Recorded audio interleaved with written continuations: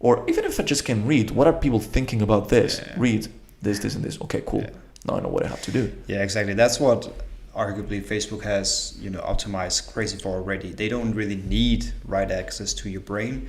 If you just are able to read something and you're presenting, something curated for you on your Facebook feed, they already know that they can write something into your brain. Yeah. As long as you get, similar stories many times, then there's going to be a breaking point where you think like, okay, Hillary's a crook or Trump is an idiot or whatever the message is.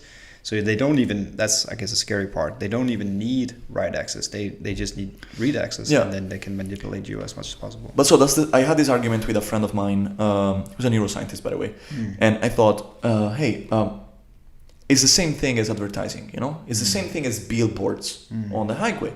They're trying to write emotions in your brain to make your brain associate the Coca-Cola drink with happiness, or this lingerie brand with nice body shapes and all this kind of stuff. Right. It's the same thing. And he told me, yeah, but there's a limit to what something should be allowed or not. In the same way that you can go to a store and buy, like you can buy a gun if you have a license, but you can't buy a tank, right, or a nuclear weapon.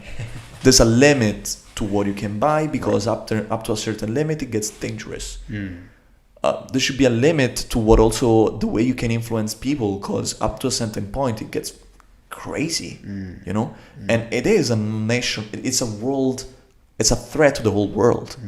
Imagine if Google puts 1 billion devices in people's brains just to query Google faster. What if the NSA wants to go there and be like, hey, tell me what this guy's thinking? We can go so wrong in so many different ways, right? And we see that actually, you don't even have to be Google sometimes. Let's just take the Google search engine. You can manipulate that if you have enough websites, enough authority on the internet.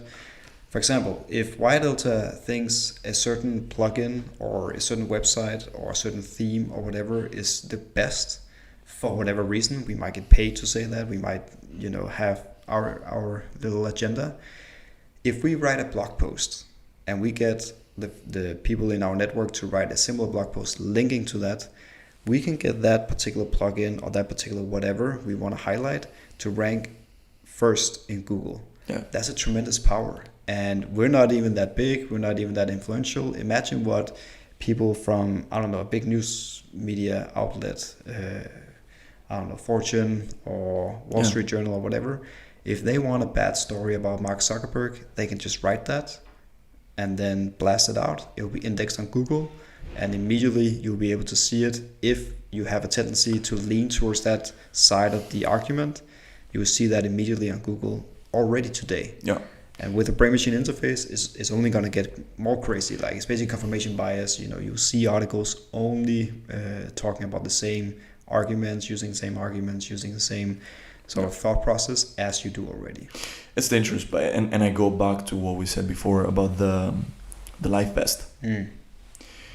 I don't think there are Pandora's boxes that we can open and then be like, oh, let me see what's inside here. Cool. Oh, damn, this is a problem. Let's build a life vest for this. There are things you should first think, okay, how can it go wrong? Should I open the Pandora box or not?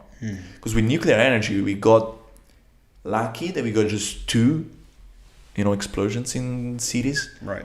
I don't know if we ever gonna destroy the planet with a nuclear war. I hope not, but you get what I'm saying. So far it has been pretty okay, I would say. I mean, a few 100,000 people died, but compared to the fact that we could have destroyed the entire planet, I would say it's pretty good.